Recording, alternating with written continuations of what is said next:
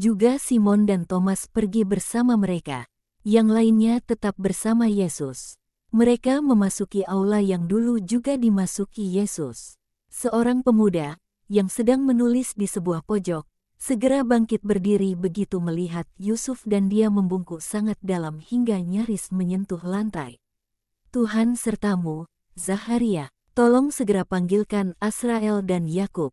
Si pemuda pergi keluar dan kembali nyaris seketika bersama dua orang laki-laki yang adalah rabi, atau anggota sinagoga, atau ahli-ahli Taurat. Aku tidak tahu, dua orang bertampang masam yang keangkuhannya tunduk hanya di hadapan Yusuf.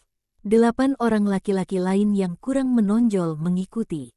Mereka duduk dengan membiarkan para postulan, termasuk Yusuf dari Arimatea, tetap berdiri.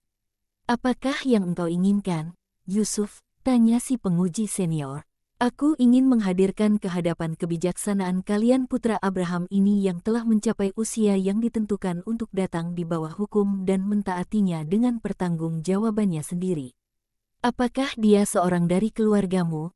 Dan mereka saling menatap dengan heran. Kita semua bersaudara dalam Allah. Tetapi anak ini adalah seorang anak yatim piatu, dan orang ini, yang kejujurannya aku jamin, telah mengadopsinya sebab dia tidak ingin tanpa keturunan.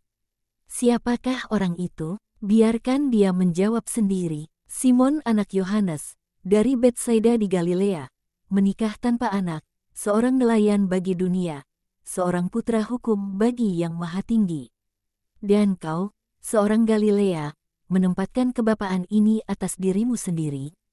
Mengapa? Ada tertulis dalam hukum bahwa kita harus memelihara anak-anak yatim piatu dan para janda. Itulah apa yang aku lakukan. Dapatkah mungkin dia mengenal hukum dengan begitu baik sehingga pantas untuk?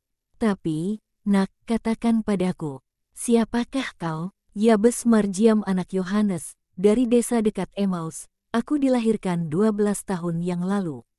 Jadi kau seorang Yudea. Apakah sah bagi seorang Galilea untuk merawatnya? Marilah kita periksa hukumnya. Tapi, memangnya aku apa? Seorang kusta atau apa aku terkutuk? Petrus mulai mendidih dalam amarah. Diamlah, Simon, aku yang akan berbicara untuknya.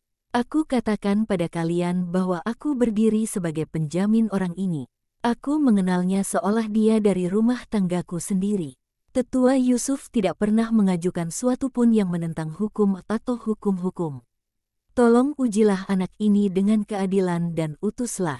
Halaman penuh dengan anak-anak yang menunggu untuk diuji.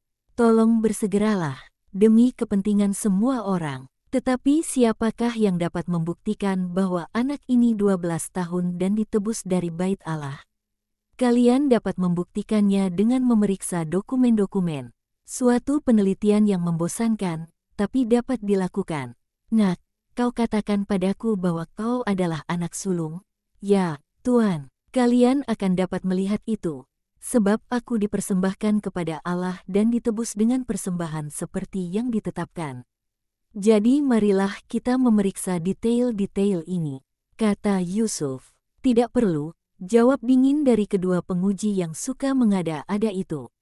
Kemarilah, nak, sebutkan 10 perintah Allah, dan si bocah menjawab tanpa ragu sedikit pun. Berikan padaku gulungan itu, Yakub. Bacalah, jika kau dapat. Yang manakah, Rabi? Terserah kau. Apapun yang pertama kali terlihat oleh matamu, kata Asrael. Tidak, sini, berikan padaku, kata Yakub. Dia lalu membuka gulungan dan berkata, yang ini. Dia lalu berkata kepada mereka secara rahasia, terpujilah Tuhan atas langit. Serukanlah pujian kepadanya di hadapan segala yang hidup, sebab ia telah berbelas kasihan kepadamu.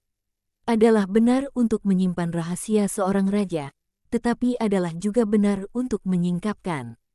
Cukup, sudah cukup. Apakah ini? Tanya Yakub seraya menunjukkan jumbai-jumbai mantolnya. Jumbai-jumbai suci, Tuan. Kita mengenakannya untuk mengingatkan kita kepada segala perintah yang maha tinggi. Apakah sah bagi seorang Israel untuk makan daging apapun? Tanya Asrael.